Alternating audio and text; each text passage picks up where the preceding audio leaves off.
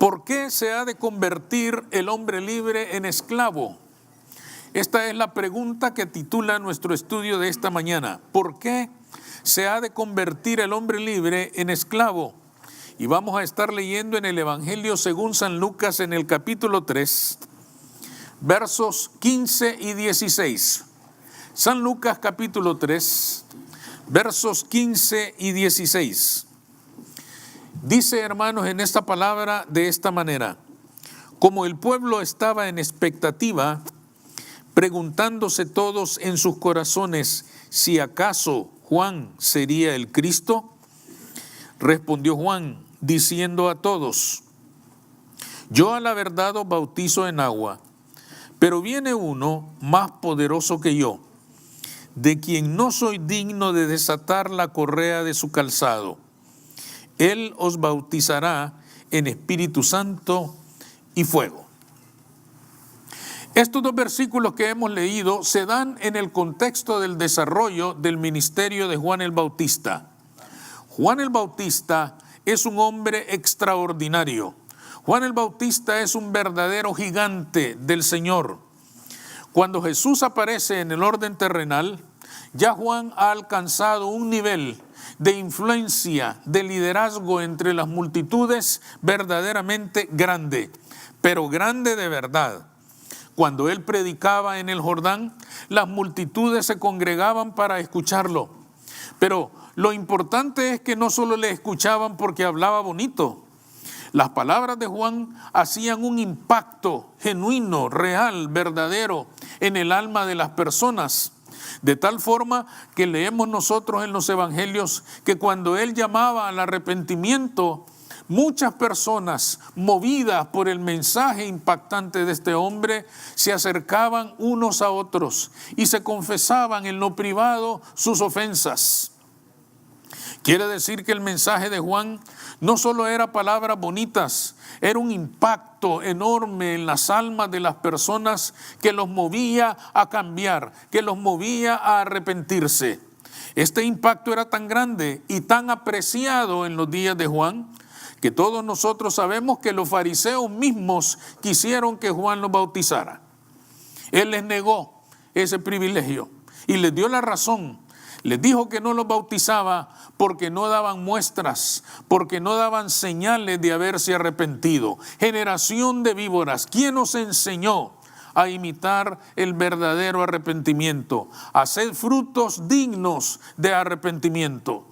Quiere decir, hermanos, que el mensaje de este hombre era genuino, era un mensaje poderoso basado en la veracidad de la palabra de Dios y basado en el hecho de que si alguien quería acercarse a Dios, la presencia de Dios tenía que transformar su vida. Todo esto era tan importante que, como ustedes acaban de leer ahí en el verso 15, Juan había alcanzado tal nivel de influencia y de admiración que muchos creían que él era el Mesías. Por eso leímos ahí en el verso 15, ¿eres tú el Cristo? ¿Eres tú el Mesías? ¿Eres tú el ungido? Y él tuvo que decir, no soy yo. Pero lo importante de estos dos versículos que hemos leído, hermanos, es que Juan, cuando decide aclarar que él no es el Mesías, sino que el Mesías es otro mayor que él, decide mencionar una figura que lo relaciona con un esclavo. Viene otro mayor que yo y más poderoso que yo, del cual yo no soy digno ni siquiera de desatar la correa de su calzado. Él estaba apelando a una figura del esclavo. El esclavo en aquellos días, una de sus funciones cotidianas era desatar las sandalias de su amo cuando él llegaba a casa y quitarle el calzado para que lavara sus pies y descansara. La pregunta es, ¿por qué si Juan era tan grande, tan admirado, tan magnífico, tan extraordinario, a tal punto que las multitudes creían que era el Mesías, por qué al relacionarse con Cristo no demanda servirle? Servirle sí, pero servirle como su apóstol, como su embajador, como su representante, como su emisario, sino que todo lo contrario, dice, no soy digno ni siquiera de ser su esclavo. Esto es algo verdaderamente impactante, porque Juan tenía tal prestigio y gozaba de tal admiración que pudo perfectamente pensar en servirle al Mesías, sí, pero de una manera más ajustada a su prestigio, más ajustada a su condición de gran líder de las masas en aquellos días. Sin embargo, afirma que no era ni siquiera digno de ser su esclavo. ¿Por qué este Juan libre tiene que hacerse esclavo? ¿Por qué decide él ser esclavo de Cristo cuando pudo ser muchas cosas en el nombre de Cristo? ¿Qué le movió a él como hombre libre a considerar que debía ser esclavo? En primer lugar, porque entendía que no hay nada más noble en la vida que ser esclavo de Cristo. Juan no era un hombre débil. Nos lo demuestran los evangelios, nos lo demuestra su mensaje. Era un hombre sencillo, sí, pero débil no. No vestía como los grandes, no bebía como ellos, pero no se dejaba humillar por nadie. Pero no dejaba que nadie lo sometiera ni lo hiciera menos. Para los días de Jesús, como ya hemos dicho, él era un líder de las masas y su nombre resonaba en todos los rincones de Israel, considerándolo como el mismo profeta Elías. Jesús mismo llegó a afirmar que ni antes ni después de él había nacido hombre como Juan el Bautista. Resistió hasta la muerte los ataques de Herodes, pero nunca dejó de denunciar su pecado. Quiere decir, hermanos, que Herodes seguramente habrá tratado de intimidar a Juan el Bautista, pero él no le tuvo miedo, ni se humilló delante del rey, siguió proclamando que estaba en pecado y eso lo llevó a la muerte, pero prefirió entregar su vida que humillarse delante de un rey terrenal. Quiere decir que Juan no era un hombre que se humillara ante cualquiera. Juan no era un hombre que iba a ser atemorizado por cualquier amenaza. Juan entonces no se inclinaba ante nada ni ante nadie, pero cuando vio a Jesús, supo reconocer que Él era el camino, la verdad y la vida, y que nadie iba a llegar al Padre si no era por Él. Juan el Bautista pudo percibir en su alma y en su espíritu que estaba frente al Mesías mismo, frente a la misma esencia divina y eterna del Dios creador de todo lo que vive, y consideró que ante este hombre, ante este Dios, ante este Mesías, su trabajo más noble y perfecto no podía ser sino ser esclavo de aquel que venía a salvar al mundo. Jesús era el camino. Juan no se inclinó ante nadie, pero sin ningún problema se inclinó ante el Dios verdadero. Juan no se inclinó delante de ningún hombre, pero se inclinó delante del Cordero de Dios. Todo esto lo hizo capaz de pronunciar aquellas palabras impactantes. Es necesario que yo mengüe para que Él crezca. Estas palabras son impactantes porque Juan está diciendo, yo ya estoy en la cumbre, pero yo tengo que bajar para que Él suba, porque Él es el Hijo de Dios. Yo solamente vine a anunciarle, yo solamente vine a proclamarle, pero ahora Él está aquí. Yo tengo que bajar y Él tiene que subir. Él es el Señor y yo no soy digno ni siquiera de quitar la correa de su calzado. Amén. Él entendía perfectamente la gran nobleza que residía en el acto de servirle al Rey de Reyes y Señor de Señores. ¿Por qué es importante esto para nosotros? Porque cuando nosotros servimos al Señor, en algún grado o en alguna medida, se presenta un sentido de humillación. Es inevitable que cuando decidimos servirle a Cristo, alguna medida de humillación llega a nuestra vida. En primer lugar, porque habiéndonos hecho Él libres y siendo nosotros libres, entregamos nuestra libertad en sus manos. Entregamos nuestra libertad, por ejemplo, para disponer de nuestro tiempo. Antes de servirle al Señor, nuestro tiempo es nuestro. Nosotros lo manejamos como nosotros queremos, a nuestro antojo, a nuestra voluntad. Disponemos de nuestro tiempo como a nosotros mejor nos parece. Pero cuando comenzamos a servirle al Señor, nuestro tiempo le pertenece a Él. Si no todo, al menos gran parte.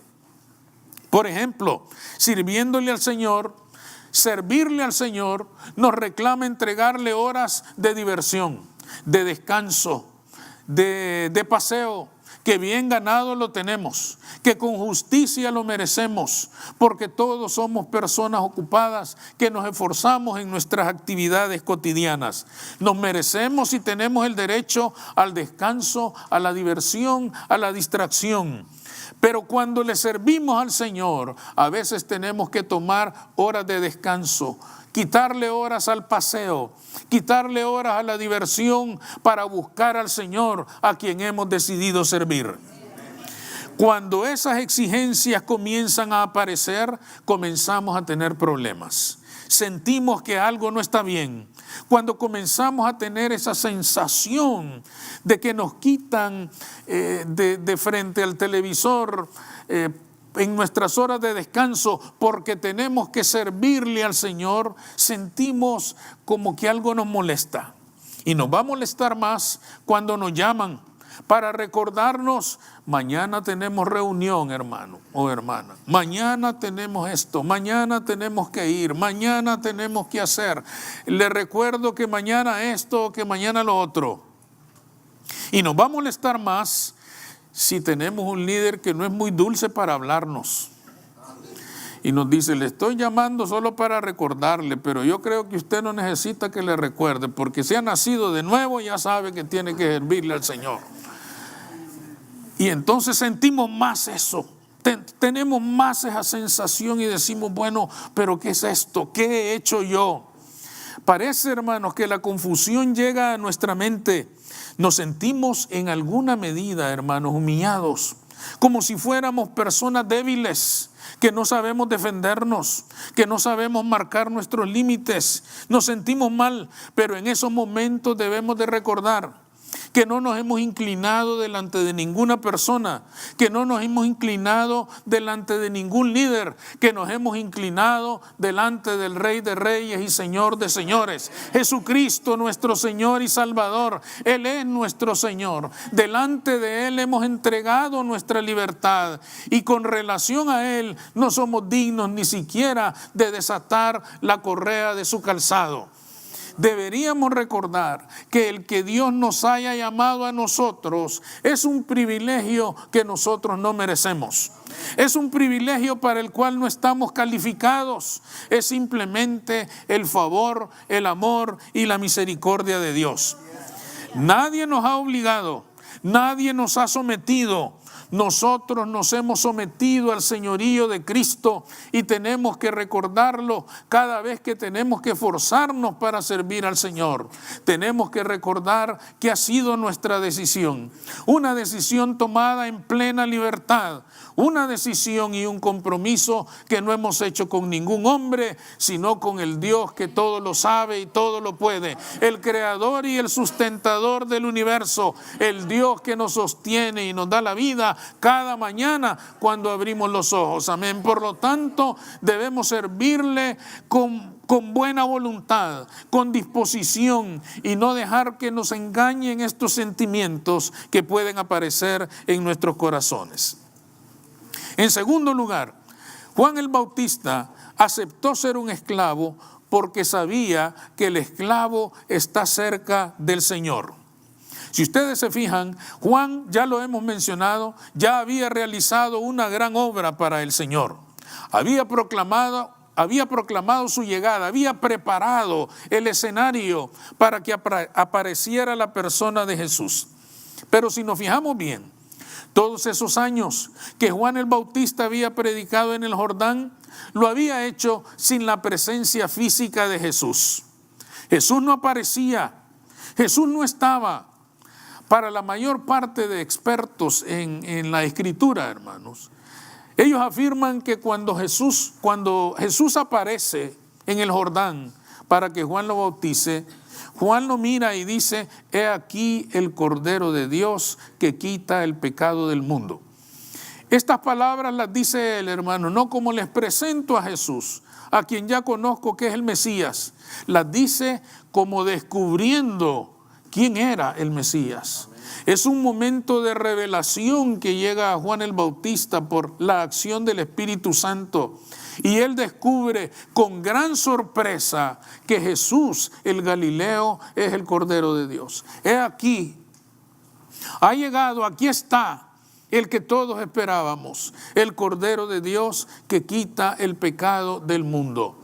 Desde ese momento, hermanos, cuando Juan descubre eso en lo profundo de su alma, desde ese momento Juan dice, cualquier función que yo haya cumplido en la vida, por maravillosa que haya sido, no se comparará con estar cerca del Mesías. ¿Y quién estaba más cerca de los señores que sus esclavos? Sus esclavos le servían su comida, sus esclavos le preparaban el baño, sus esclavos le limpiaban los pies, sus esclavos se ocupaban de todas sus cosas personales. El esclavo era la sombra de su Señor. Y Juan el Bautista dice, yo prefiero a Cristo que a las multitudes. Yo prefiero estar cerca de Él que estar cerca de las multitudes que incluso han llegado a creer que yo soy el Mesías. Ese día cambió la vida de Juan. Aquel día, hermanos, él dejó de ser libre y se declaró esclavo de Cristo Jesús. ¿Por qué es importante esto para nosotros? Para que recordemos cuando servimos al Señor que cualquier función que cumplamos en el ministerio del Señor nos acerca a Él. Quizás nos aleje del reconocimiento de los hombres, pero nos acerca a la presencia de Dios. Uno de los problemas de servir al Señor, hermanos, es que no siempre se nos recompensa con justicia. Hay que reconocerlo, la vida es así. Muchas veces se cumplen funciones que parecen superiores a desatar la correa de su calzado. Y muchas personas cumplen funciones visibles, evidentes, admirables, magníficas, extraordinarias. Pero ¿quién sabe qué tan cerca están del Señor? ¿O qué tan lejos están de Él? La apariencia de cercanía no es lo mismo que estar cerca del Señor. Y los reyes no estaban cerca del Señor. Los que estaban cerca de Él eran los siervos. Los libres no estaban cerca de Cristo. Los esclavos estaban cerca de Cristo. Los que lo confesaban Señor eran los cercanos de Cristo Jesús. Muchas personas prefieren los títulos, las posiciones, los nombramientos, pero no significa que tengan cercanía con Cristo. Muchas personas prefieren lo notorio, lo evidente, lo visible, lo admirable, lo aparentemente magnífico y aparentemente extraordinario. Pero Cristo anda buscando adoradores en espíritu y en verdad, no en títulos ni en nombramientos. Anda buscando personas que estén cerca de Él, y los que están más cerca de Él son los que sirven a Cristo Jesús. Son aquellos que se declaran incompetentes incluso para desatar la correa de su calzado. No son los hombres que se exaltan a sí mismos, sino los que se humillan delante de Cristo, los que tienen intimidad con Él y los que saben quién es Cristo Jesús. Amén. Y si la meta y el anhelo más grande del alma humana es conocer a Cristo, el camino es ser esclavo de Cristo, y lo conocerá cara a cara y lo percibirá en su vida como nunca antes lo ha percibido. Estas son las maravillas de servir a Cristo, las maravillas de declararse en entera libertad esclavo del Maestro, porque cuando le servimos a Él, nos acercamos a Él como nunca antes nos hemos acercado. El esclavo, hermanos, no puede servir la mesa. El esclavo no puede quitar el calzado de sus pies de su amo si no está cerca de él, si no está inmediatamente junto a él. Es por esto, hermanos, que a veces los títulos son engañosos, las posiciones son ilusorias. La cercanía con Cristo, cuando es genuina, cuando es verdadera, es evidente. Más evidente que cualquier nombre, que cualquier título o que cualquier posición. Es por esto, hermanos, que el hombre libre decide ser esclavo, porque quiere estar cerca de aquel que lo ha salvado, de aquel que le ha dado la vida, de aquel que lo ha traído de las tinieblas a la luz, de aquel que ha firmado con su sangre un pacto de vida que alcanzará para una vida abundante en esta tierra y para una vida eterna cuando el día del Señor haya llegado. Amén. Por lo tanto, hermanos, servir al Señor es acercarse a Él. Servir al Señor es percibirlo más cercano en nuestras vidas. Servir al Señor es el camino para estar verdaderamente cerca de Él. Recordemos esto, cuando el servicio no nos sea muy justo. Recordemos esto, cuando las cosas no parezcan tan justas. Recordemos que los hombres podemos ser injustos, pero Dios es justo. La Escritura dice que es tan justo que no se olvida de la buena obra que cada uno haya hecho para los hermanos, para sus hijos, para su pueblo en la iglesia del Señor. Sirvamos al Señor siendo esclavos, pero con libertad, sin que el servicio sea una carga, sin que el servicio sea un peso desagradable, sino que sea el gozo de saber que nos estamos humillando delante del Señor de todos, del Dios eterno, del Señor que nos ha salvado. Amén. Vamos ahora.